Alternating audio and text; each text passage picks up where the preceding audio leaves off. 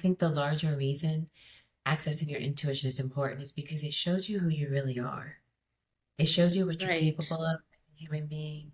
It shows you more of how we're meant to experience life. I like to think of those two, light and dark, as an equation. So light is information, is masculine, is conscious.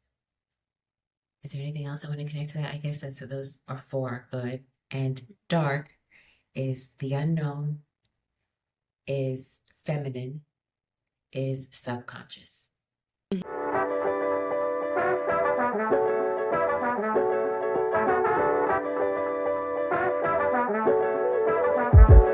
Hello, beautiful soul. Welcome to the Art of Being podcast, a secret space where we dive into spirituality, healing, manifestation, and all the magic of becoming.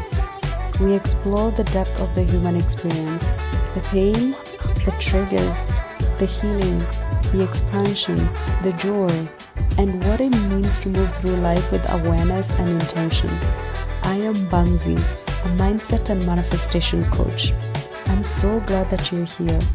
Take a deep breath, settle in, and let's journey together. Welcome back to the Art of Being Beautiful Soul. I'm your host, Bamzi. So today I'm talking to an intuitive reader, an intuitive guide, and we are talking about intuition. Eboni Banks is an intuitive healer and author who has been aware of her intuition since childhood. She's from a lineage of healers and wellness practitioners on both sides of her family. Ebony's maternal great-grandmother read palms for a living in the 1940s. Her late father was a social worker and hypnotherapist who owned and operated a private mental health clinic. Ebony's inspirations to serve others began as a child while spending time in her dad's office and observing his healing work.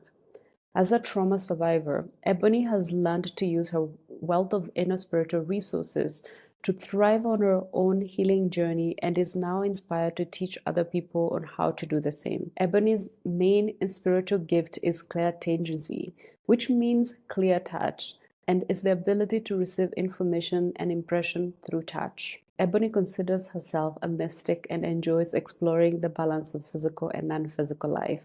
She practices yoga, meditates, and listens to mantras in her spare time.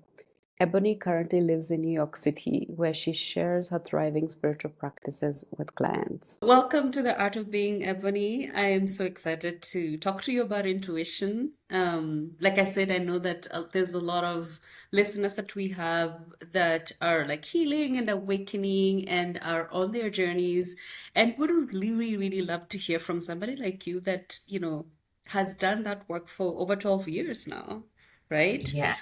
So this is going to be a very exciting conversation, and I'm sure somebody somewhere listening or watching us is going to be like, "Yay, finally, something that I've been wanting to hear about." Well, thank you so much for having me. I love the name of your podcast, Art of Being. What a sweet name that is. Thank you so much. Yeah. It's an art for sure. Um, yes, the art. And I think, I when I was thinking about the name, I was thinking about like being human, like being in that human journey, being spiritual. What does it mean to be spiritual? What does it mean to be human? What does it mean to be all of this thing, right? Yeah. All of, because we're not one thing, right? We're all of these things, you know? Yes. Yeah. And finding your way to who you are and what's true for you as you explore all these parts to life and being human and who you are and your Yes. family and all the things. Yeah. It's definitely an Yes. art. It's definitely a beautiful, it's probably the most beautiful art anyone could create, you know? Oh, yeah, yeah. So I want to get into your journey first, because Sure. that's how I like to start the conversation, just to provide us a little bit of context, right? Mhm. Because a lot of listeners are not don't know who you are. It's the first time that they're coming across you. Myself as Yes. well, even though like I've done, a bit of research and I've read a little bit about your story. But Yeah. for people that are listening, I want to kind of take us back to your journey, your healing journey, and how did you get to where you are now? And I want to go back to maybe a little bit about your childhood. Like I know that I read that you come from a lineage of like healers, both on both your mom and dad side. So I want to Mhm. hear about like what was that experience like for you growing up, and if there are like things that you picked up that then have brought you to where you are now. Yeah, thank you for that question because that's, I have to go back there to really tell the fullness of my experience.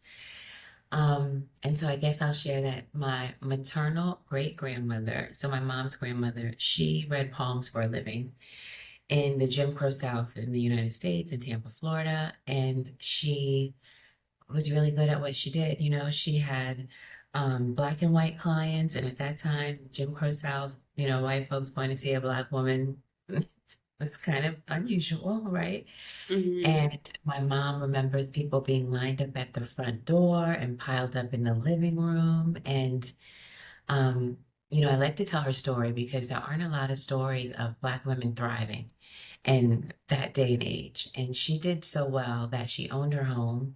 She had another home built next door to it, and she had a car and she had a driver because she never personally learned how to drive herself. So that's an unusual life experience for a Black woman in that time. Um, so, I'm clair-tangent, which means clear touch, and is the ability to receive information from touch. So she being a palm reader and me being clair-tangent, we both have this thing with hands, in common. And my dad, he himself was a clinical social worker who practiced hypnotherapy, and so there's just this healing thing. My dad was doing it very logically, textbook, went to college and got degrees to heal people in the way that he was guided. And then my great grandmother was doing it in this other way. And I Mm-hmm. just personally known that I was intuitive since I was a child. I never knew the word, but I knew things people didn't tell me, and I didn't understand why.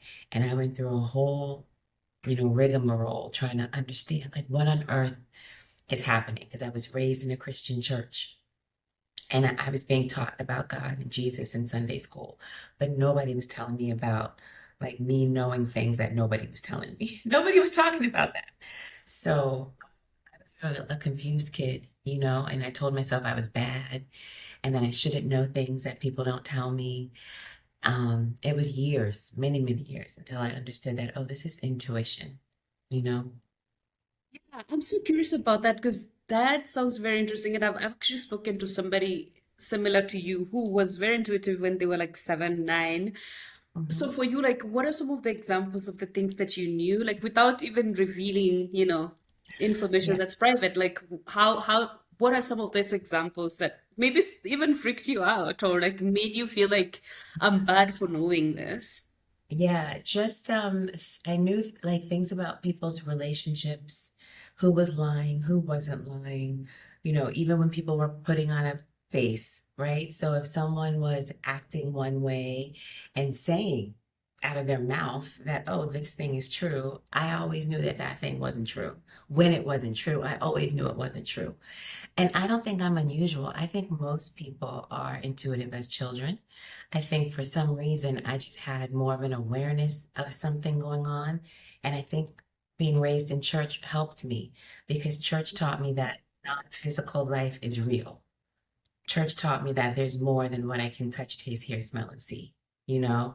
So I think being a kid, going to church all the time in Sunday school and learning all this stuff on top of having these experiences is why I had a stronger awareness. I think church is why I had a stronger awareness of it.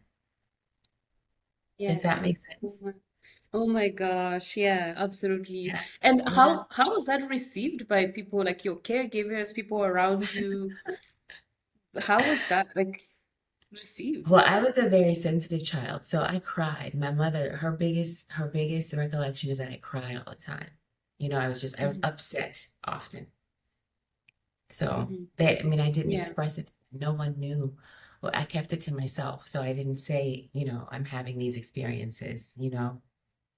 Right. So was it like later there's a confirmation about something that you knew, and then you're like, I knew, but then you didn't tell anyone? Exactly, exactly. And Mm, and when I was really little, like 6, I would sit in my room and imagine where I would be if I didn't have a body. Because I knew there was more. I knew there was more, you know, and I had a happy childhood. It wasn't like I was trying to escape pain or abuse or something like that. I had a very happy childhood, and I would sit and just, I knew that I would be somewhere if I wasn't in the body. I knew I would be somewhere, and I would try to imagine where that was. And I didn't know this then either, but I think I was tapping into the void. You know, I think I had this awareness that there's a space of creation where everything and nothing coexists. And that's what I was tapping into as a little girl. So I was just I was just a highly spiritual kid, and I was curious. I wondered when I went to church, I wondered why they called it he. It didn't make sense to me that it would be called a he. I was like, it's not like my dad and my uncles, cousins. Why are you calling it he? So I was just very curious and um just highly spiritual. And I didn't learn about my great grandmother, excuse me, until I was in my 20s. And that was just like in passing, my mother and my grandmother are having a conversation and they just bring it up like it's nothing. And I'm like, how on earth do you not tell me this until like right now? You know? Yeah. Oh my gosh, wow. Just as a tangent, I don't know if you're familiar with numerology, but are you alive part seven by any chance? I I don't don't know know if you're about familiar. I am familiar. Mhm, I took a numerology class years ago. I love numerology. I think it's so accurate. mhm, I mhm. don't remember my life path. What I want to say is five, but I don't know if that's accurate. I'd have to look it up. Yeah, okay. I mean, I was thinking that as you were talking, because I've spoken to like a lot of life path sevens, Huh. and one thread that I see is that most of the time they're connected to their spiritual gifts when they're younger, or they have this high awareness that a lot of people don't have when they're young.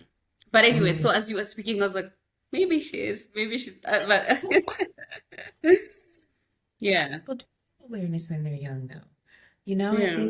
think maybe they don't talk about it. Like I didn't talk about it. I was having all these experiences and I was processing them in my own Hmm. little self. But I think a Like lot of you were people, connected. Yeah, but yeah, you were connected because a lot of people yeah, they might be, but they're not, connected to it or, understand. Yes, yeah, yes, yeah, yeah. yeah. And that's just really Um, part of the story because in between all of that, I mean, so much happened, and then me mhm, learning I was clairtangent came after I learned about my great grandmother, and I learned about that accidentally. I wasn't looking for it.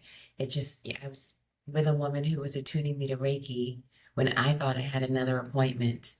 And while we're in the park and she's praying over me and doing all these things, and this stranger walks over to us and he says, "What are you doing? Do you want to practice on me?" And so as I start practicing on him, I asked the woman, "Can I talk?" Because usually Reiki is silent. And I said, "Can I talk? Because I'm getting all this information about him." And she said, "Of course." And that's how I learned oh, this tangent. oh my gosh. And in the Oh early my years, gosh. I didn't even know the word clairtangent. I'd never heard Right, that word before, you right, know? right. And I was an Yeah. adult when this happened, and I'd never heard that word. And I was trying to describe it. So I would tell people, "Oh, it's like Reiki, but I'm talking." That's how I described my readings because I didn't know the word clairtangent for probably like 3 or 4 years. Interesting, because actually I'm learning about it from like you and your website. Like as I was like, I know all the clairs, I know the sentient, the voyance, the cognizance, Clairvoyance, which yeah. But I had never heard of the clear tangent, clairtangent, tangent, yes. And what I can tangent. share Yeah. too, I think everyone is clear something. I think it's impossible not to be because Right. our five primary senses of touch, taste, hear, smell, and see directly correlate with five of the clear senses. So, absolutely.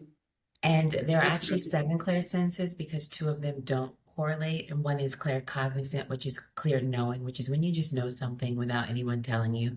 The experiences I was having as a child. And Right, then, because I was like that sounded like clear cognizance to me. yeah. Yeah, as you was And talking. then Yeah. Mhm. clairsentient is also not connected to the five senses, and that's clear feeling. And everyone has this experience.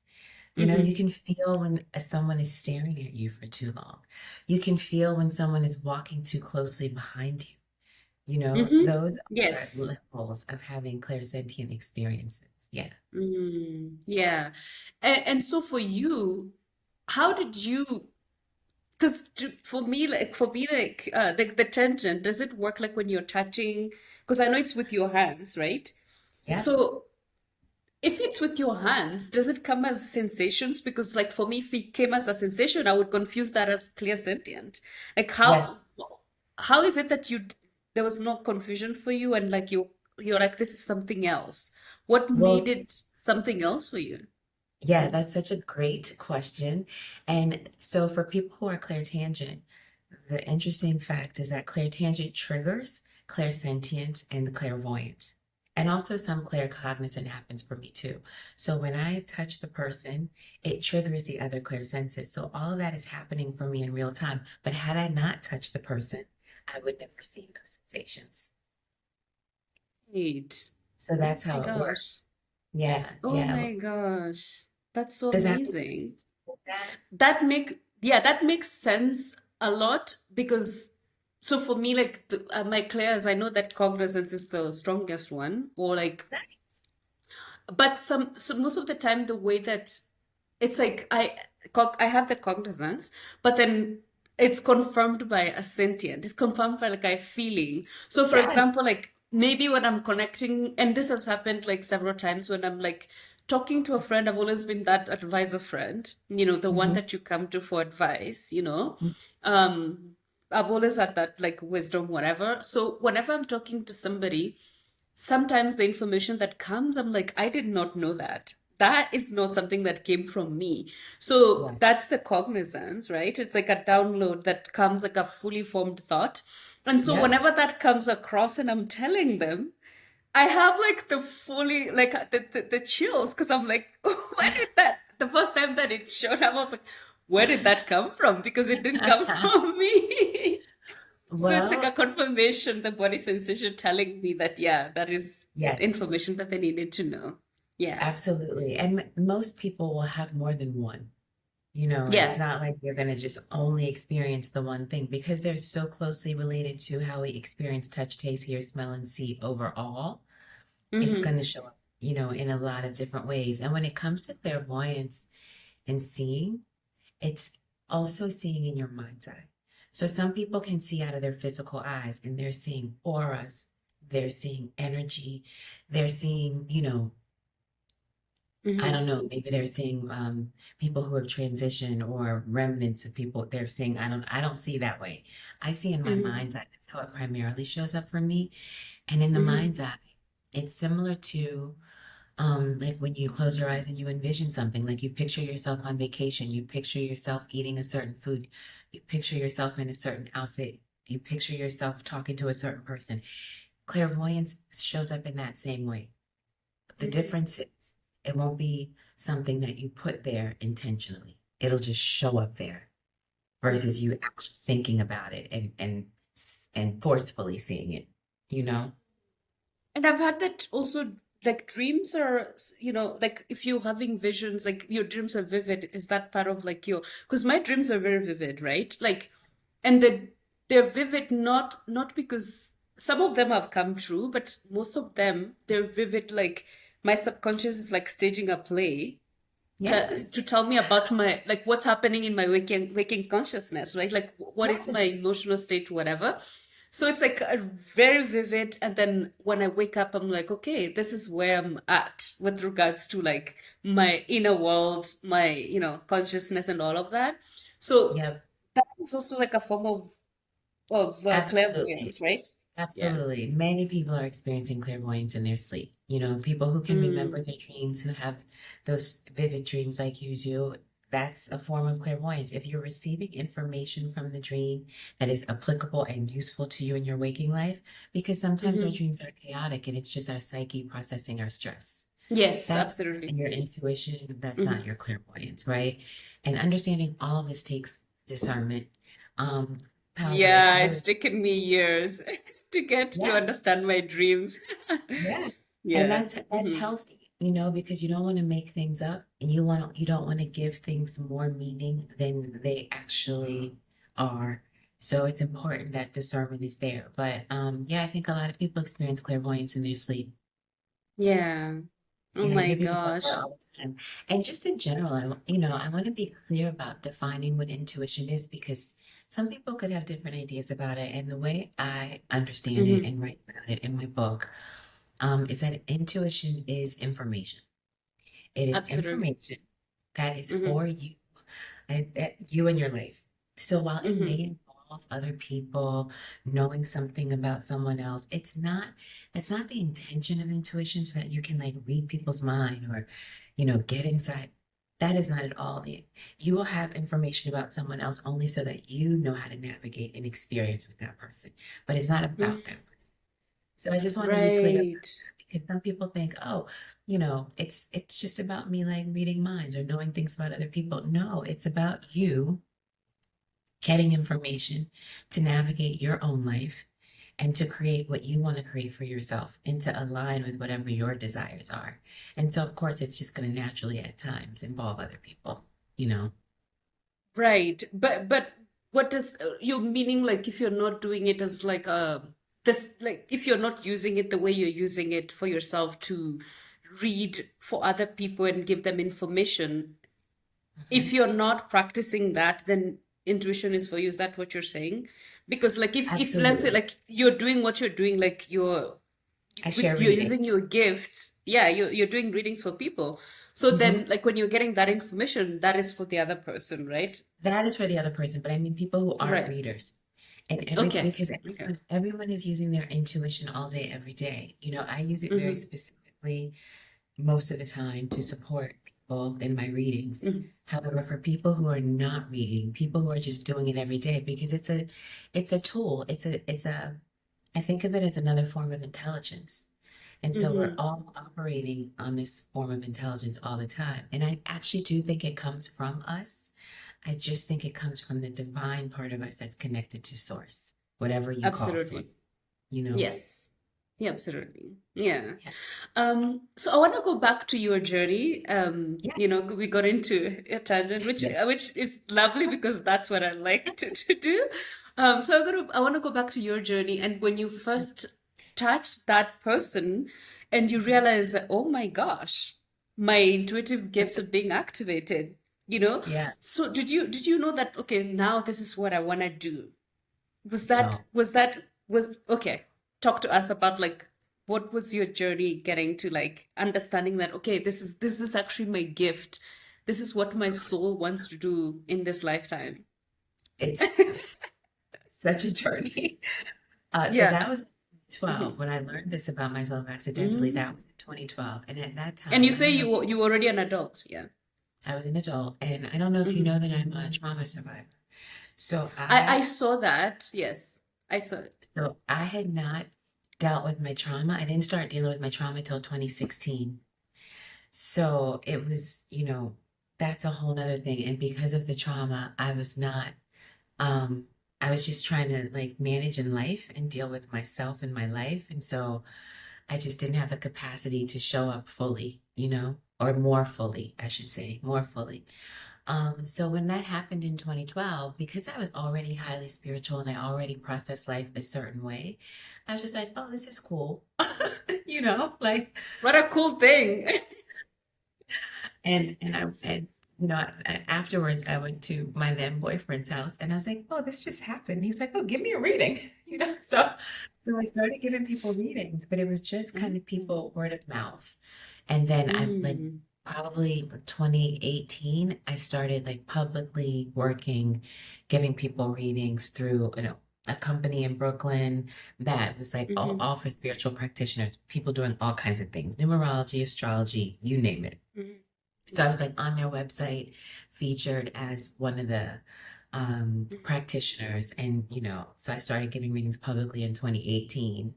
So Mhm. that's 6 years from when I first started to it. Mm.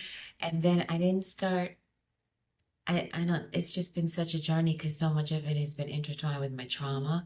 So I didn't really own this part of myself until I guess maybe 2018 is when it really started, when I became publicly giving readings and like you could look me up online, book a reading. That's probably when it started. Yeah.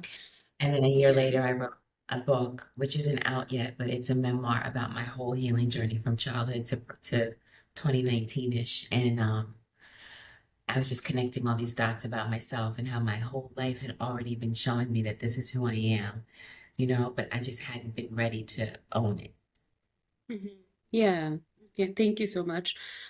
So I think I saw that one thing you reference is that one of the things that can block people's intuition is trauma. And in your example, it sounds like that was the case.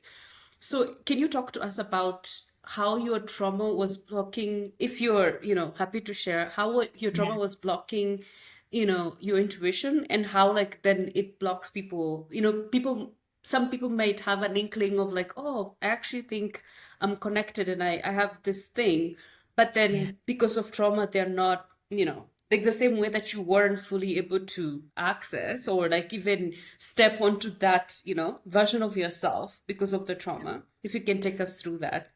Yeah, sure. I mean, trauma impacts every area of your life, and even parts of your life that you aren't aware of. It affects you Mm-hmm. emotionally, mentally, how much money you allow yourself to generate, the quality of your relationships. Like it impacts everything, maybe even what you eat and how you care for your body, you know? So for me, because I was dealing with, had so many challenges in other areas of my life, financially and relationships, like all these things, I just didn't pay attention to that spiritual part of me because all these other parts of me, I was just trying to function and trying to maintain some level of like stability in those areas. And what's interesting too is that people who know me would probably, they didn't know that I was having a hard time. Like I started a nonprofit organization during those years. I got an award for starting that nonprofit organization. So outward look like things that, oh, she's thriving, she's doing well, but it was only a fraction of like what I'm actually capable of doing. So it's going to look different for everyone depending on, I guess, how well they function in life in general. Mm-hmm. Mm-hmm. And my trauma was also repressed. So, and I don't know if that actually plays a role or not, and repression is typical for a lot of people who experience trauma. So there are people who are experiencing trauma who don't know that they're repressing it. So many. Mm-hmm. So that just adds a whole nother layer, because Mm-hmm. even in repression, I was still acting out in a number of ways, and having all this difficulty in my life, but I didn't know why. So I wasn't Mm-hmm. thinking at all about like spirituality. I'm naturally spiritual. I was naturally doing things and I process life a certain way just because that's who I am as a human being. But I wasn't at all thinking about like, oh, my life path or this is what I'm supposed to do, or I was just showing up and whatever presented itself, I was following. Yeah. Did that Yeah. answer your? So, yeah, but yes. And I wanted to get an understanding of like, how did you start to then put yourself, to heal yourself in order to get to a place where you could now step into this version of yourself that's helping other Yeah, people. Yeah. yeah. There are so many things. So in 2012, that learning I was clairtangent accidentally was huge for me. But I didn't Right. treat it as anything huge. I was just like, yeah, okay, this is cool, and what else? Mm-hmm. And Mm-hmm. then in later years, in 2016 is when I unrepressed my trauma. But before that, really, 2013, I started to kind of retreat from my social circle. So I spent a lot of time alone. I was just kind of going to work, doing yoga. 2012 is also the year I started to do yoga again. I tried it 10 years before and hated it. But this time I was doing yoga, I was doing crystal therapy, I retreated from my social circle, and I went through like a depression for I think about 2 years. And I didn't know at the time it was depression. It wasn't until I started writing my memoir that I looked back in hindsight and I was like, oh wow, I was depressed. Like I barely got out of bed. I was only like working, doing yoga, eating. And when I was in bed, I wasn't always sleeping. I was just so I was processing my life and I was just like unhappy and like immobile. So there were so many things. And then in 2016, so that was like 2012 to 20, I guess to 2016 about. And then in 2016, I actually unrepressed my trauma. And I spoke to to Dr. James Gordon, and I think he's a medical doctor. I'm not sure if he's a medical doctor or PhD, but he has done all this work on healing and transformation. And he had a book reading about his book called Transformation that came out years ago. And I went to him in person and I asked him afterwards, I said, how did I unrepress my trauma? And what happened? And he said, well, what were you doing? And I said, well, I was doing yoga and crystal therapy and I was in a prayer and I was by myself most of the time. And he said, well, that did it. And I said, what do you mean? And he said, he introduced me to a term called a connatural conversation, which is a term that describes the conversation that the mind and body are having all day long. It's basically nonstop. And he said, I started doing so many loving things and that I changed the conversation that my mind and my body were having because I was doing all these loving things, the crystal therapy, the yoga, all the prayer, maybe even the depression. I don't know if that was helpful or not, but but those three things, yoga therapy, crystal therapy, and prayer were really helpful. And meditation. And he said that changed the conversation my mind and body were having so that my brain could then admit to me that this horrible thing happened that I had to deal with. So That's so interesting. it's been such an Yeah. incredible journey, Yeah, that's so interesting. I guess it's different for like a lot of different people in terms of like how you process trauma. As you were Yeah, speaking about like it changed how the mind and body started to, have a conversation. That has been my experience as well, even though like my processing of my own trauma was completely different from you. Like mhm, I found myself also very isolated, like for 3 years, where mhm. like for me the processing happened because I was crying every single day in those three Did you? years. So I think my trauma, like everything that I had suppressed, repressed, and all of that Yeah, was coming to the surface yeah, because I used to emotionally disconnect. Something would happen, I would unconsciously disconnect from the experience yeah. so that I don't feel the emotion of it, right? So Mm, I went over the years, like I just kept escaping until it caught up with me, right? mhm. So all of that crying was me like releasing all of that, and some of it was also like processing ancestor trauma. So then Yeah, when I found myself on the other side, I found that because my body was not as clogged as it was before with all the emotions, mm, then I started then I started being comfortable with emotions and being comfortable with discomfort. So then, when you allow that flow to happen, then yeah. naturally the mind doesn't have a lot to Stuff is say gonna because come you're up. not escaping the emotion, right? Yes, So yes. I really loved what he said about that. Yeah. I Yeah. used to cry after my yoga classes too, Mm-hmm. because Mm-hmm. yoga it moves everything around, and Mm-hmm. it's mental and emotional to do yoga. And Mm-hmm. I cried after class, and I didn't know why I was crying, Mm-hmm. those early Mm-hmm. years. I also should probably share in 2012, my grandmother passed away, and I always, for some reason, to me, it's resonant that she passed the same year. It was February of 2012. January of 2012, I went home to be with her, and then she passed in February. So it was early, the top of the year. I had this intense loss, and I just feel like her death somehow contributed to my healing journey. Because it was April of 2012 that I learned I was clairtangent. That year is really when my healing journey started subconsciously, because I didn't consciously say it out of my mouth till 4 years later. But the things that led to all of that started happening subconsciously or in the subconscious. I didn't know why all these things were happening. I was just following my guidance. Yeah. Oh my gosh, yeah. Thank you so much. I'm so glad that that happened because now you're like helping people. So then you started doing that in 2018, right? To like work with people, Well, I was working since 2012. I started publicly doing it in 2018, though. publicly doing it in 2018, right? So Yeah. I want to get into that. what you do, like using your gift, the tangent. I keep Yeah. mispronouncing because it's a new term. It's a new term, that It's a I've weird learned from word. you. Yeah. Some of the other Yeah. clairs are weird too. Like clear smelling is clair olfactance. That's such a weird word. Who came up And with these then words? and then Yeah. clear tasting is clair gustance. But they make sense because the I've word heard about clair, the tasting. Yeah. Yeah. they make Mm. sense because clair means clear. That's all it means. And then the ending of the word connects to the primary sense. So gustance means taste. So clair Mm. gustance just means clear tasting. Okay. Yeah. So, and even with cognizance, is it like, okay, recognizing that you know this, or like Yeah. cognizance, is it understanding? Like, It's knowing. I, It means knowing. yeah, it means knowing, but why use that word is what I'm saying. Well, because the word cognizance means to know.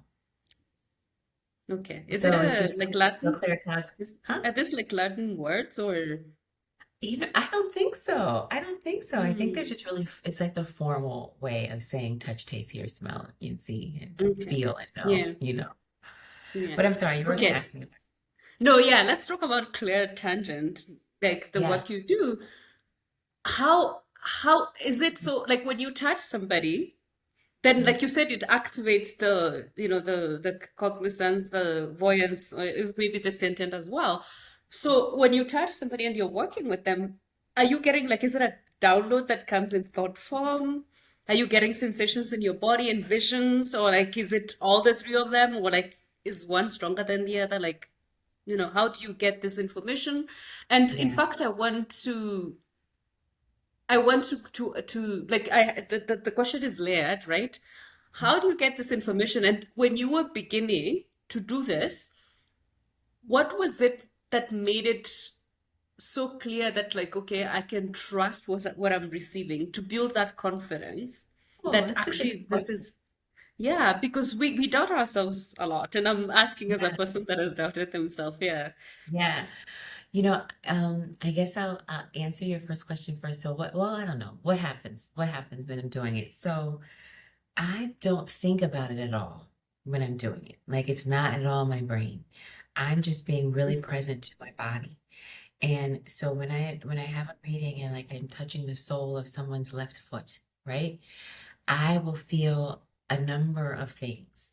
I get a lot of information from the feet. I think largely because the feet have so many nerve endings and I'm just able, and those nerve endings are, carrying energy and I'm able to tap into that energy. So when I touch someone's feet, like the palm of my right hand is touching the sole of someone's left foot, I will feel weight if there's weight there. And I don't mean like the weight from the foot. I mean the energy, the weight from the The weight energy. that they're carrying, like the person is carrying, like energetically, they're carrying weight. Yes, Yeah. yes. So I Hmm. will feel weight. I will feel Hmm.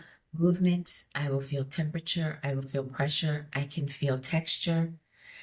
And all of this is energetic. I will feel Right. energy moving all the way up to the person's shoulder even. And Hmm. that's how it happens with all the places I touch. So as I'm jumping around to different places, and I start at the feet, and then I ultimately make my way all the way to the top of the head, and I focus on the seven main chakras. Um, but sometimes I do the knees. I pick up moms on the left rib cage and dads on the right rib cage. If they're living or dead, it doesn't matter. So I'll go different places depending on where I'm guided and what's coming up for the person, but I pick up sensations, all kinds of things. And it's all really in my hand.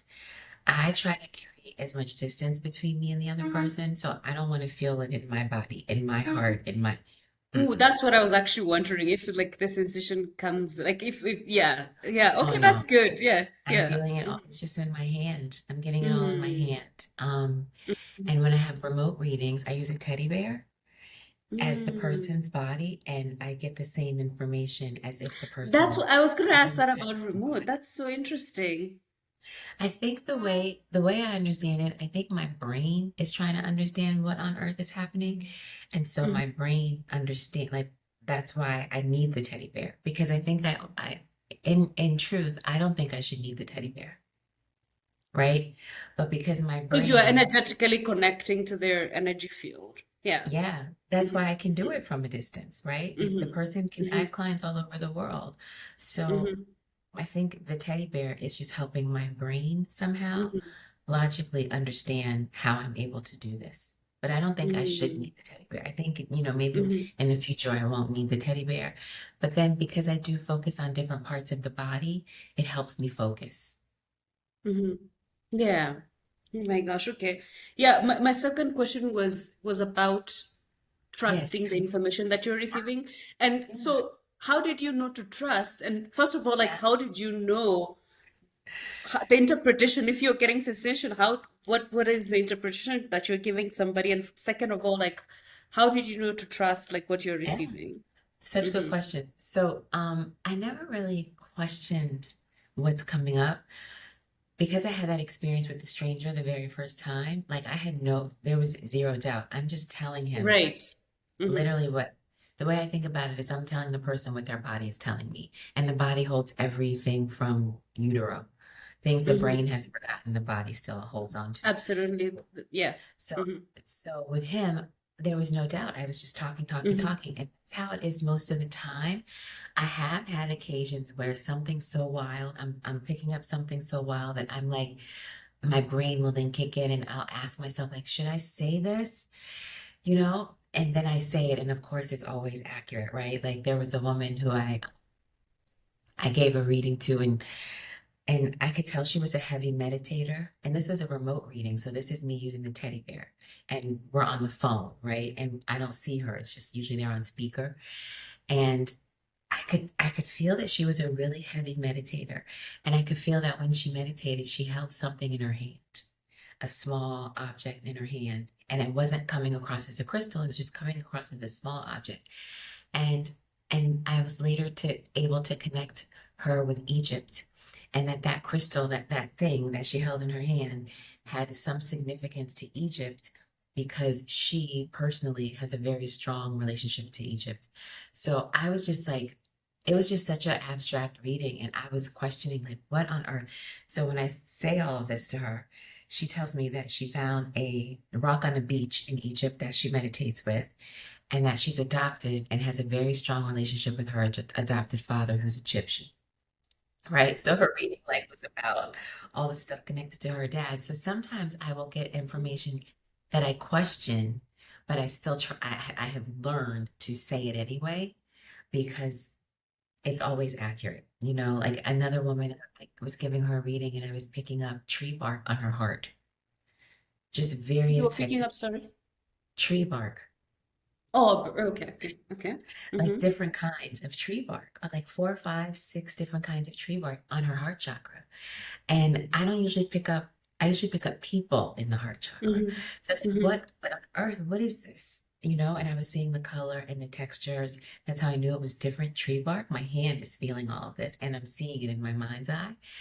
And then she and her grandmother had been looking at different types of trees to plant in her backyard.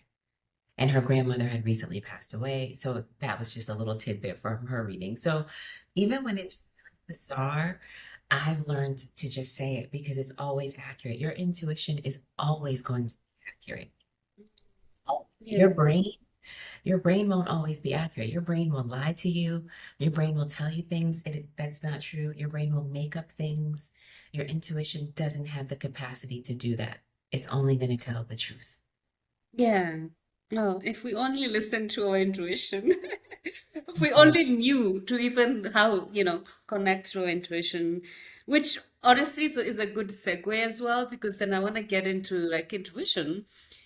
And because a lot of us, like you said, a lot of us are intuitive. You have either or Everyone. multiple clairs, right? Or maybe Yes. one that's strongest, but maybe sometimes you don't even know because we doubt the brain makes us doubt ourselves a lot because it's Yep. louder. Like Yep. we've allowed it to be louder, right? So for somebody who's listening and they're like, okay, I actually really would love to connect to my intuition because it would help a lot when you're intuitively guided. Like who wouldn't want that, right? So if somebody's disconnected or they don't even know how to trust what they're receiving, what would you say to them? Like in terms of like what could be blocking? We talked about trauma earlier.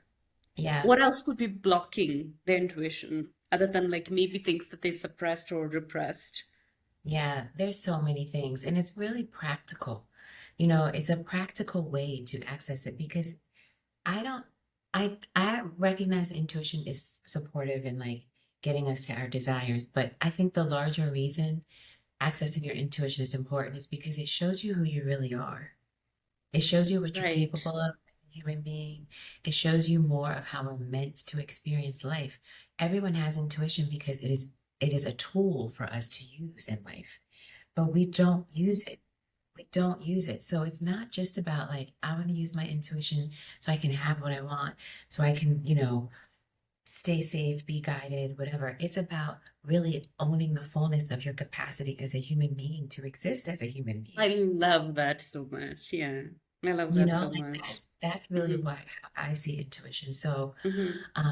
and the practical ways to get there are really things like having a better relationship with yourself and all the ways that you manage your relationship with you. So it can be just things that only you know you do, or it can be things in relation to other people. So, for example, keeping your word with yourself, um, Mm-hmm. having, giving yourself empathy and grace, managing your negative self-talk, or it can be, what you're actually doing in the world in terms of like where you give your attention and your focus and your energy. So, for example, if you know you're who um, is empathic and you're easily influenced by other people's by something you see on television or the news. You can get upset if you see something upsetting on the news, like managing how you allow yourself to take in information, as a Mm-hmm. way of managing your relationship with yourself. So that's really what my whole book is about. It's all about how you manage your relationship with you. That's how you get there because it has nothing to do with anything outside of you. All of that wisdom and information is living inside of you in your body from head to toe. We have the whole of our body for our intuition to communicate, and the Right. way, Yeah. yeah, and it's Right. really about how you manage your relationship with yourself and how you manage your relationship with your body and Mm-hmm. understanding your body's cues and signals and all the ways your body is communicating all day long. Being authentic with yourself, how you walk in the world, and authenticity doesn't mean being high and mighty. Authenticity can mean you feel the need to give somebody the finger. Give them the finger if that's what you feel like to. If It that's doesn't what mean you're feeling in the yes. I think people get tripped up because they think it means you always have to, be the best version of you. No, authenticity also means like letting Pretend. that other version of you, if that's what needs to show up, if that's what you need to express in that moment, letting that other version of you show itself too. So I like to, be clear that people understand that, like whatever is true for you in that moment and giving yourself grace. Authenticity means saying, you hurt me to someone who hurts you instead of acting out on it, like being able to say, I'm hurt. It's about being Mm-hmm. vulnerable.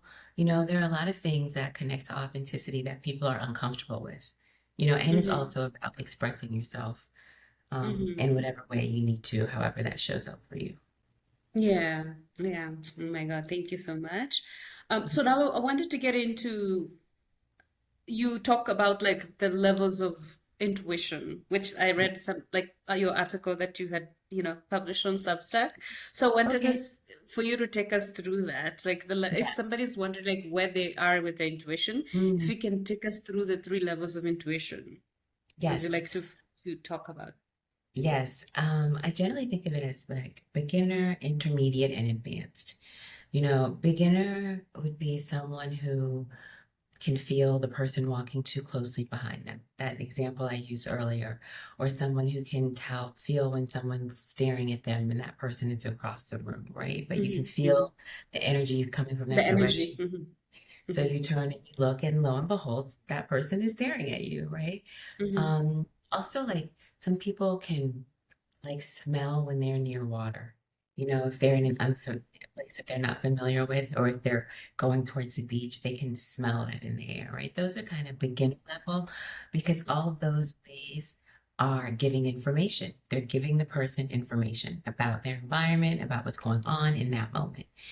An intermediate level would be someone who knows that what their body's cues and signals, how they're feeling, is in giving them information. It's informing them in some way, but they don't know what the information is.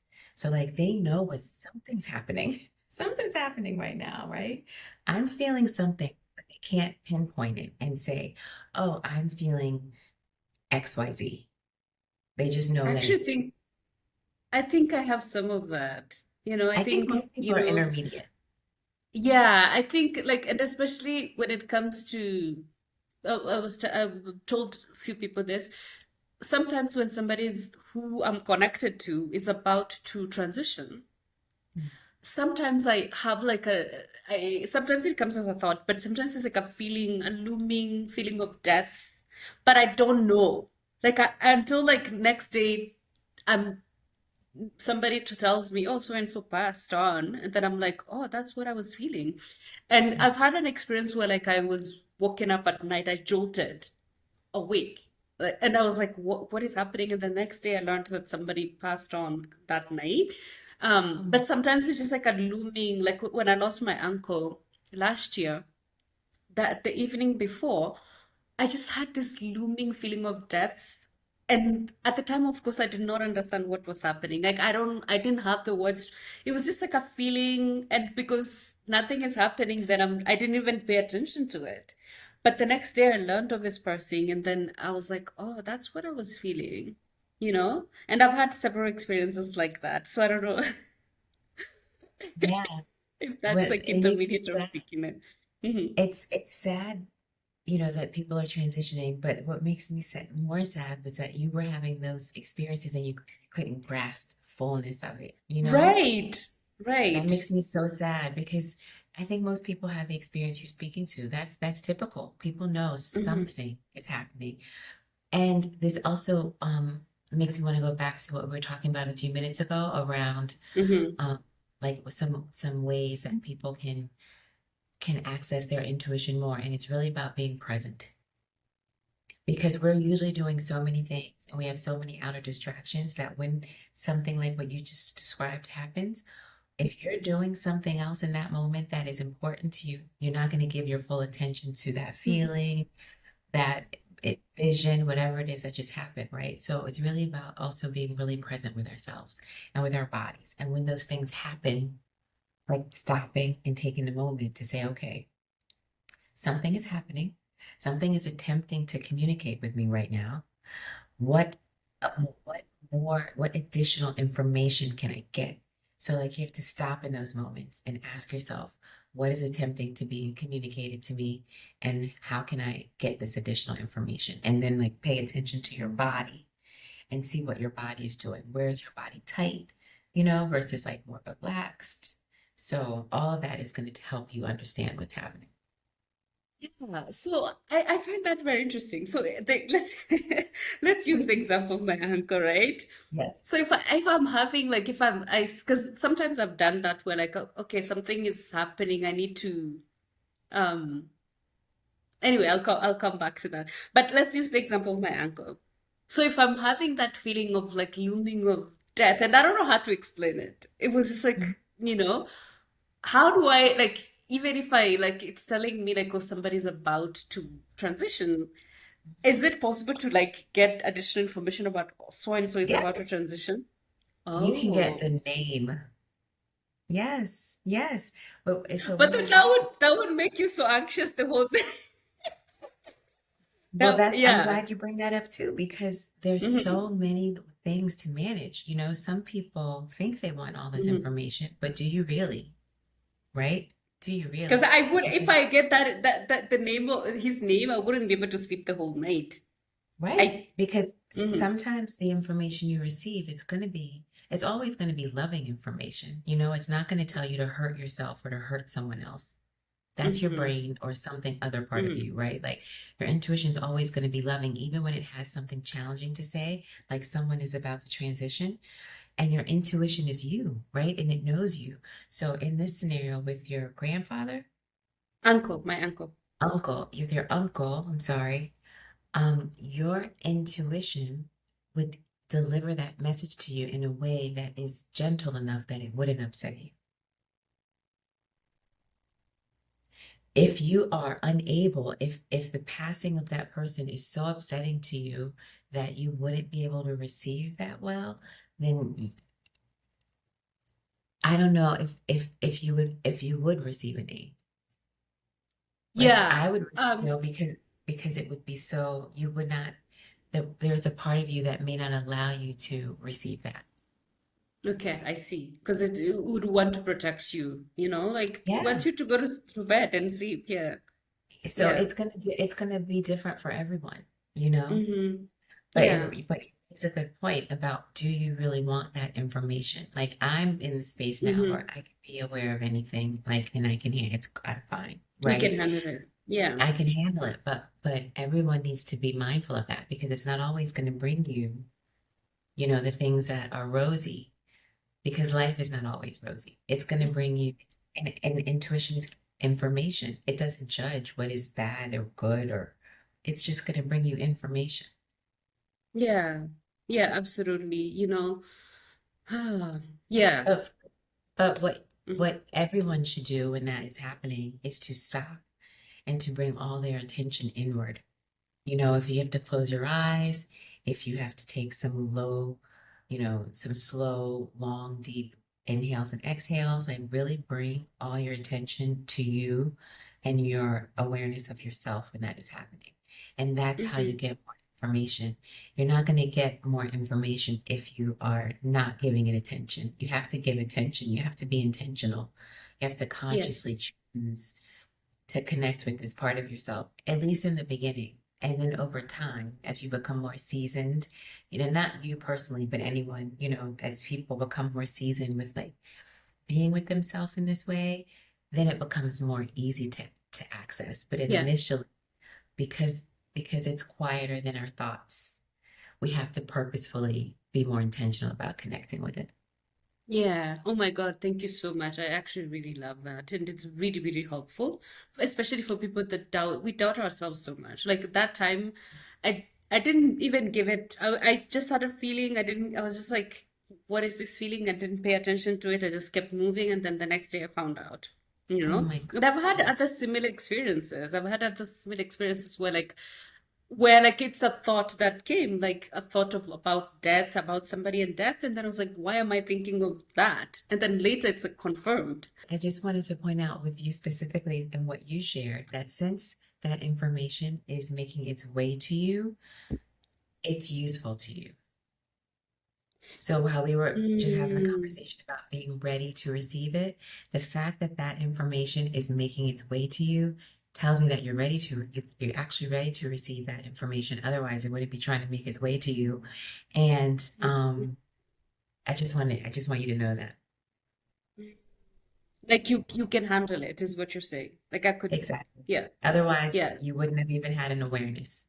You are someone who is highly intuitive, clearly, and ready to receive more of what your intuition is telling you. And you're connecting to the death realm, which is a really powerful realm. So I just want to put that out there. I don't want to like say anything to make you uncomfortable, but I would suggest that you explore your connection to the death realm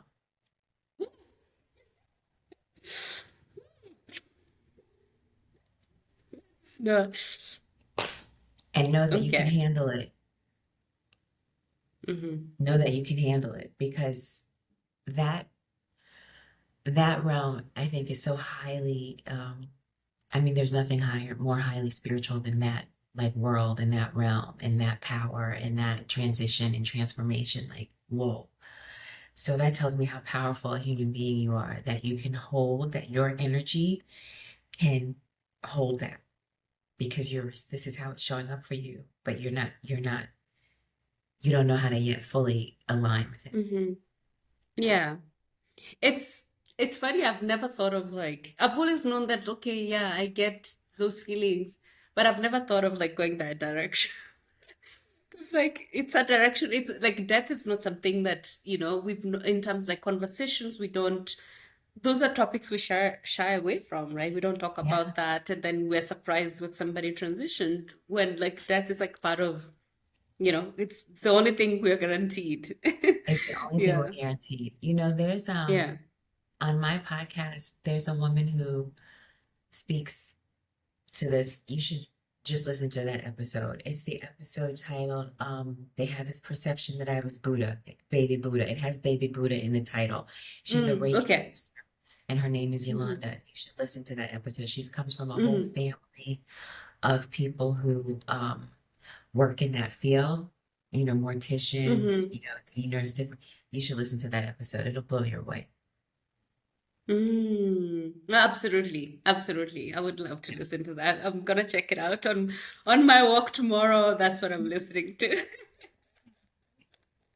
Yeah. Oh my gosh. And so you connecting to your, I just want to hear like in terms of like when you started this journey and now like working with people and also like trusting your intuition and working with your intuition, what has that done for you? How has your life, changed or transformed? And Yes, and in terms of like somebody who's hearing this, they can be like, okay, maybe something, so a different version of me is waiting for me on the other side. I just need to embrace it. Yeah. yes, yes. Well, this makes me think about the question you asked me previously about how intuition, how my trauma impacted like my intuition. I think you said it, you used the word blocked. So for me, my relationship with myself has completely changed, you know, because these experiences that have taught me more about not just who I am, but who we are as human beings and what we're capable of, it has completely changed my worldview, you know? And because when I was dealing with the trauma, my relationship with myself was horrible. You know, I hadn't dealt with my trauma. So I was in small ways too, like not advocating for myself, you know, like just not speaking up. And so many of us have that experience Oh, where I relate to that so deeply. You have no idea. we all, Mm-hmm. it's very common, especially Mm-hmm. for women, you know, because we're Mm-hmm. taught to just like sit back and take it, you know? Mm-hmm. Mm-hmm. Yeah. Mm-hmm. So for me, my relationship with myself changed dramatically.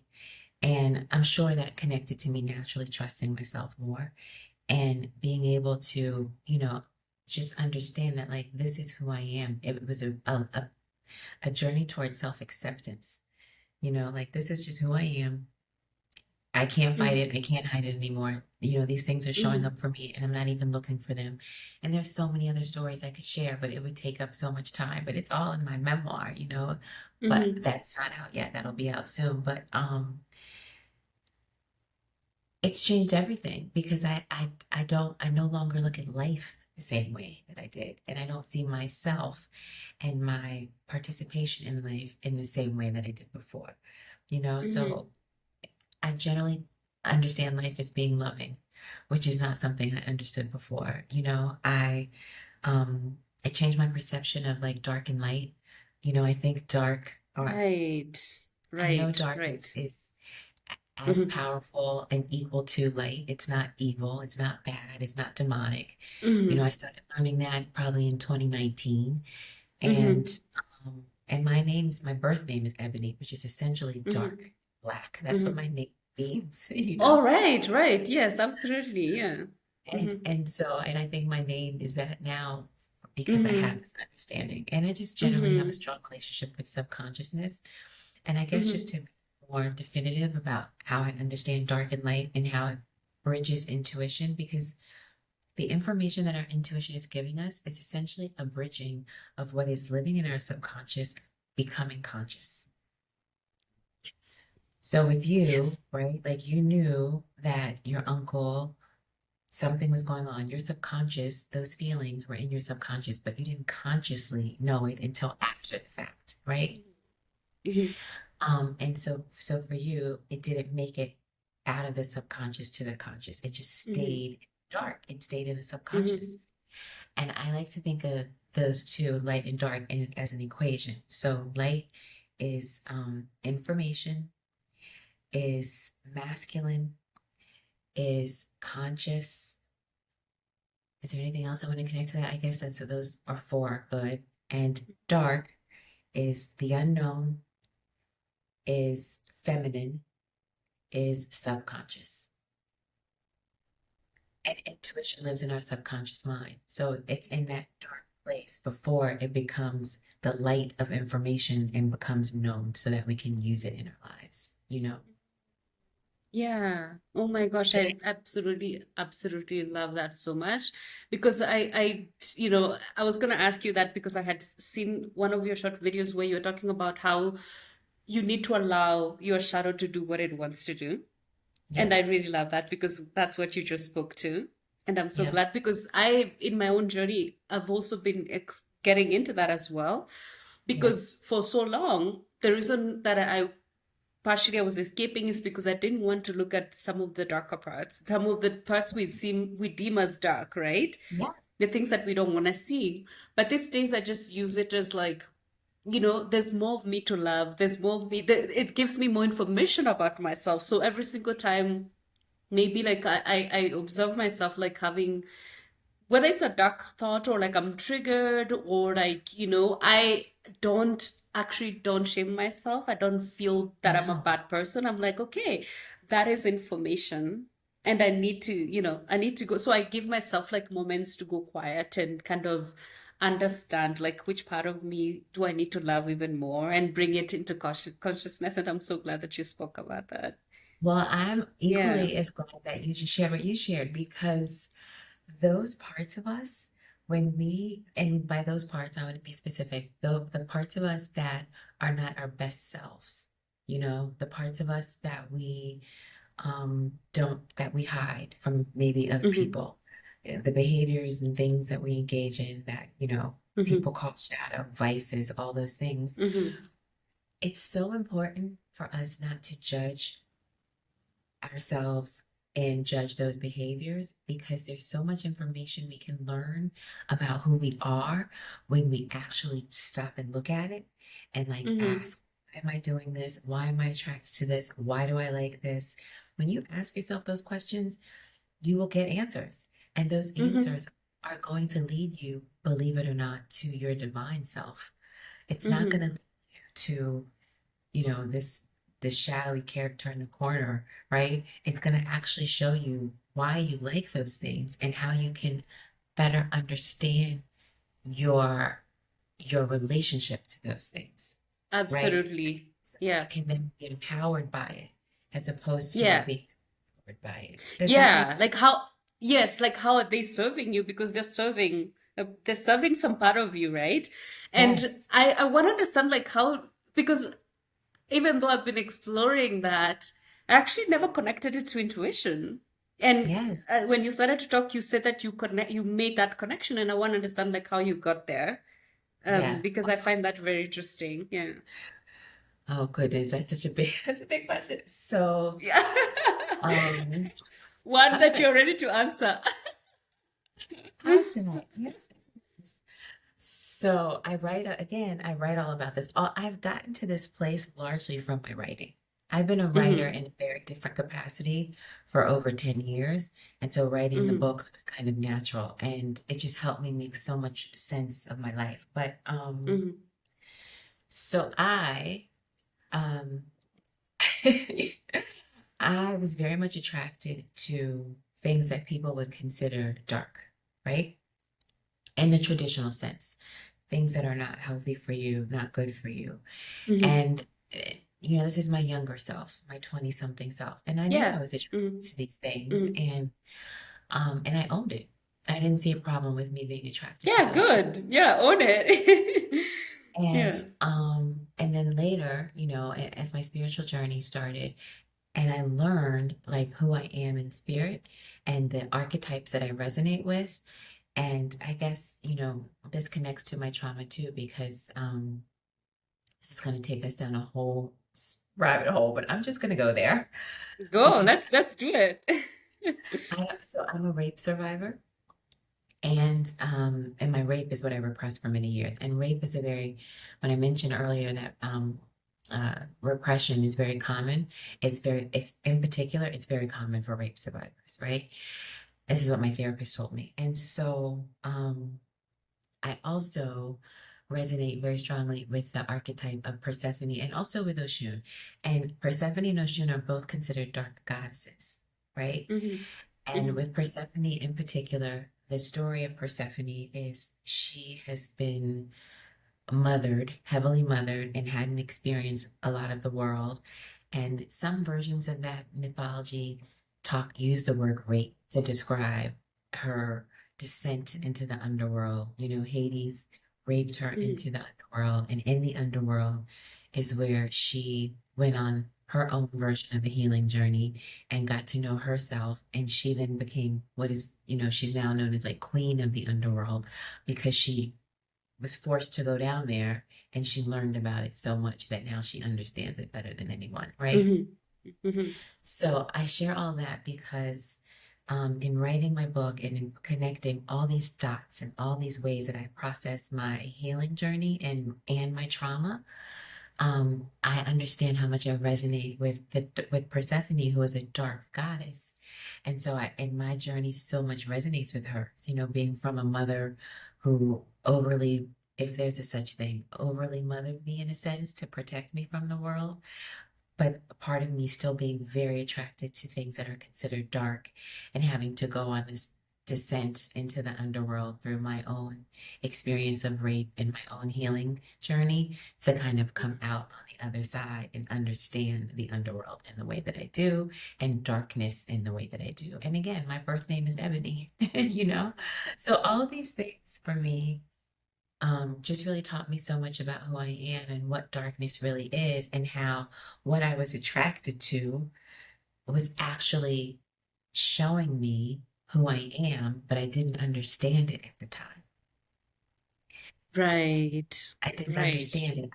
But I was attracted to it. And so I say all that also to share that the things that we are attracted to, it's really important to explore why you're attracted to those things, and especially when it's something that you consider a vice, or it's a secret, or it's something nobody knows, or there's a reason, there's a divine reason why you're attracted to that. But you won't know that divine reason unless you stop judging yourself for it. And you going back to having a better relationship with yourself, you stop judging yourself for it. You actually confront yourself and look at it. And then you allow yourself to be curious and explore why you're attracted to this thing in the first place so that you can understand the true reason for the attraction and not the worldly reason for the attraction. Oh my God, I love that so much. Because so what you're saying is that the reason, like that is your intuition leading you, like guiding you and telling you, like, hey, go this direction because it will teach you more about yourself. That there's Yes. more here to uncover and unpack. Oh my God, I love that. I love that so And much. And I also, love that you said, sorry. no, go ahead. I don't want to. I can No, I wait. was gonna say like I love that you said that you like it's important to approach it from like a place of curiosity and not a place of judgment, right? Because when you're curious, you're open. You're like, I'm just, I'm curious about this, right? It's like Yes. it's gonna give you information rather than like when you're going like you're judging that part of you. Like when you judge, it's not, I feel like when you judge, it's not going to reveal itself, or like you're not going to unpack, right? But when it's like I'm curious about this, about this part of me, from a Yes. place of like, oh, why is that? I think it's more Yes. loving and more open. I absolutely love that so much. Yes. And Yeah. often in those places in particular, we learn where our greatest power lives. The dark is a powerful place. The subconscious is a powerful place. 90%, and this is a scientific fact, 90% of how Yes. Yes. we in life is coming from our subconscious. Subconscious. That's how Mm-hmm. powerful our subconscious mind is, right? Mm-hmm. So Mm-hmm. because your dark behavior, your shadow behavior, your vices, things you judge, are as bad, are living in the dark, it's also where your power is. So it's so important to go on that journey. Mm-hmm. And Yeah. for me, that journey looked like, physically being raped, unfortunately, but believe it or not, I'm grateful for my experience because it got me here. And I know that can sound so crazy, but like I wouldn't have gotten here had I not gone through that whole experience and understood like myself and who I am and how I show up in the world and the archetypes that I relate to and how I can learn from them, you know? Yeah. And not to go on a tangent, but I just wanted to understand, like, if somebody that has been raped and it's still painful for them, they haven't healed, right? They still Yeah. haven't made sense of it. I just want to understand, like, like, what would you say to them in order for them to be like, okay, like this could teach you about yourself, or it could get you to a place of like of love, because Yeah. you're speaking from a place of love. Like, I Yeah. want to understand like how what did that teach you about you and in order for you to get here. So the reason I'm asking is because there's people that have experienced it, and you're saying that like So how did I get to the point? you're grateful that you experienced that, even though it's a horrible thing for, I'm assuming you were younger, for like a younger version of you to have gone through that, right? It's horrible, but you're grateful for that experience. Like, what did you learn that makes you grateful that you experienced it? Yeah. I mean, Mm-hmm. everything it has shown me the truth of who I am Mm, because in my healing, I had to look at everything. I had to like go to those depths, everything that I just talked about, like I've done for myself. And mm-hmm, I learned like who I am in spirit and the energy that I walk with. And I now know how to use that energy. And this is not even about me being clairtangent. It's just the woman that I am and the kind of woman that I mm-hmm, am and how I show mm-hmm, up as a woman, you know? mm-hmm. The clairtangent thing is like something else. But it's really taught me who I am as a human being and as a woman. For people who experience trauma in general, they oftentimes see themselves as a victim and staying in. I never, not once, did I think of myself as a victim. Even in the early years, I never thought of myself as a victim. Really? How old were you? When it happened, I was 25. Okay. I never saw myself as a victim. And I think for people who stay stuck in that place as a victim, you don't, your whole life, your lens that you experience and you see your life through is through that victim mentality. And because I never had that, maybe, I don't know if this is the best example because I never had a victim mentality, but when you're able to use your pain, I guess that's really what we're talking about, right? Because that's how I thought about it too. Like I used my pain. I took this thing that was really hurtful to me and I made myself go into like the depths of who I am to understand it. And so I think maybe that's my advice, like just instead of letting it use you by seeing yourself as a victim of this thing that happened to you. And I know this is so hard to hear, but if you can shift that to seeing it as something that happened for you and Mm. allowing yourself to really go into the depths of, okay, this thing happened. And so what is it telling me about who I am from a divine perspective? Right, right, right. I do. So I do see like what you're saying about like, because it's already like something has already happened, right? Like you can't Already change, happened. right? So it's already happened. So it's like Mhm. accepting that it's already happened, and then and seeing as like how can I alchemize this pain that I'm experiencing, because I can't erase it. How can I move on from there and then learn more about myself and use this pain to my, I guess, my to get myself to like a better place. Yeah. Yeah, I mean, it's about not allowing it to use, not allowing it to use you, but for you to use it.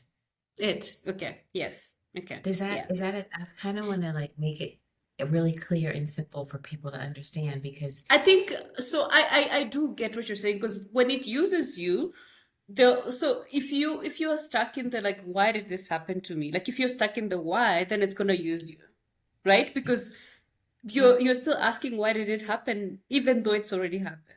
So like when you're asking why, you're not in acceptance. And then when you're in acceptance and you keep asking why, then it uses you. But when you're like, okay, this thing happened, it's so painful, I'm so hurt by it, right? I'm so hurt by it, but I'm not gonna let it consume me, is when you use it. Yes. Yes, because it will consume you. And like I was, Yeah. saying earlier, trauma impacts every area of life. It will tell you you're not capable of having the life that you want to live Mm. so that you generate the income that you want to generate. It'll tell you you're not capable of having a loving partnership. It'll tell you, just basic things like you're bad or people don't like you or you should feel shame. It'll tell you all those things that are not. Absolutely. And, Absolutely. and when you can start to, and I know how hard it is to hear that. I know, trust me, like it was such a long, painful journey for me. So I understand the brevity of what I'm saying, because I've walked it. Um, Yeah. but I really want, I think it's so, I've also learned that people who experience pain only experience pain to overcome it. That's the only reason it ever happens. So and people who experience pain also they have the oomph to overcome it. Like Otherwise, you were coded. Your DNA was coded for you to, is what you're saying. I've had much of this conversation where like it keeps coming up. It's like you were coded to be able to transmute, to be able to yes, alchemize this. yes. And then, because then it's gonna kind of serve as like some sort of like it's gonna be maybe part of your purpose in a way. Listen, it's going to be I don't so know. powerful for you in ways you can't Yeah. imagine. And that's the only reason it's happened. It's the only reason it happened. Oh my gosh. We've been talking for like almost an hour and a half. And, this is usually when I like to start to conclude because it can go forever. But yeah, thank you so much. And if you can tell people like the services that you offer, right? Yeah, Because we've talked a lot about intuition. We talked about like your gift as like a tangent, a clear tangent, yeah, like offering yeah, readings. But I don't think I captured like all your services and the work that you do to help other people, because I know you coach and teach and all of that. So if you can talk yeah, about that and sure. what is it that you do, and then like how people can find you. Yes, for sure. I think I really also want to lead with my book, only because the book that's out now, because there are two books. The one that's out now, Mm-hmm. is really a book on self-healing. Mm-hmm. It's called Your Intuitive Nudge, a step-by-step guide to connecting with your intuition. And it Mm-hmm. really walks you through how to have a better relationship with yourself so that you Mm-hmm. can remove all these layers that keep us from accessing our intuition. If it's self-trust, if it's lack of self-love, if it's, not having a sharper awareness, if it's, Mm-hmm. there are a number of things. So I really think it's important. The book, there's just so much beauty in that book, and it was not intended. I never thought I'd write that book. Someone asked me to write that book. So the book is just beautiful. Um, and my services are on my website, which is bodywayintuition.com. Mm-hmm. And right now I offer readings. I always offer readings. And I also have intuitive healing mentorship, which is a collective program where you also get some one-on-one support from me, but it's a group healing program where we talk about how to lower those barriers to accessing our intuition. And it's a group thing because the price is lower as a group as opposed to the one-on-one, because the other service I offer is a one-on-one with me, which is can be quite expensive for some folks, but I have different tiers so that I can engage everyone. And then you can also book me for a 15-minute consultation if you just want to like get more information or talk to me about your specific scenario. You can book me for that. And then there's also a place where you can take a Clairsenses quiz on my website. So you can get a sense for how you process non-physical information already. That will help you Mm-hmm. understand which clairsense you are resonating with mostly. And Mm-hmm. there's a mini guide on my website that's free that you can download. And there's also a place where you can enter your email address because I have a lot of intro workshops. So there's a lot of ways that I'm giving people to engage with me, free, paying, different levels. Mm-hmm. It Yeah. really on what people are wanting and needing. So Yeah, I But I absolutely love. think And you people, have a podcast as well that they can, thank you for that. I forgot the get to, podcast. I yeah. have a new podcast. And I would love for you Mhm. to come on mine. We'll have to talk about that. Sure. Sure. I love to talk. That's why I started a podcast. I love to share. For me, it's about sharing because there's so much nuance that people don't talk about, you know? Yeah, absolutely. Yeah. Oh my gosh, Ebony, thank you so much. Thank you. I've learned so much, and there are so many things that have been unlocked as I was listening to you, like that connection between like, the darkness, the subconscious, and intuition. Like some of these things I know, but like there's a way that you using language that has made connections for me today. And I'm sure Oh, like hey. it's probably done the same for other people as well. So today there's so many connections that I've made, and I really, really appreciate your work, and I appreciate you coming on this podcast. I'm sure people would really resonate and get one thing or two from Oh, this I hope so. conversation. Thank Yeah. you so much for having me. I'm always excited to share because like I said, my lived experience has been so nuanced and I understand it at such a high level. So I just want to share it widely as possible. So I appreciate you. Yeah, thank you so much. Thank you so much for joining us on today's episode of The Art of Being. I hope that you can take one or two things that Ebony says and that you can start to use it to reflect in your own life, right? How do you connect with your intuition? Do you even connect with your intuition? And if it resonated with you, we would love for you to leave us feedback. Give us comments on YouTube. You can also leave comments on Spotify and Apple as well. And we would love for you if you could rate our podcast and also share it with somebody that might benefit from listening to this type of conversation. Thank you so much again. And we will see you next time on the Art of Being podcast. I hope today's conversation resonated with you, brought you a sense of clarity, and maybe even challenged you to reflect further on your healing and spiritual journey. If it resonated with you, I would love to hear from you. If you are watching on YouTube, like this episode, subscribe, and share your feedback and reflections. If you are listening on Apple or Spotify, rate this podcast and leave a review. Your feedback means so much to me. And it also helps the podcast grow and reach more people who may need these conversations. You can also find our socials and email in the episode description. I always love hearing from you. Until next time, take gentle care of your soul, mind, and body.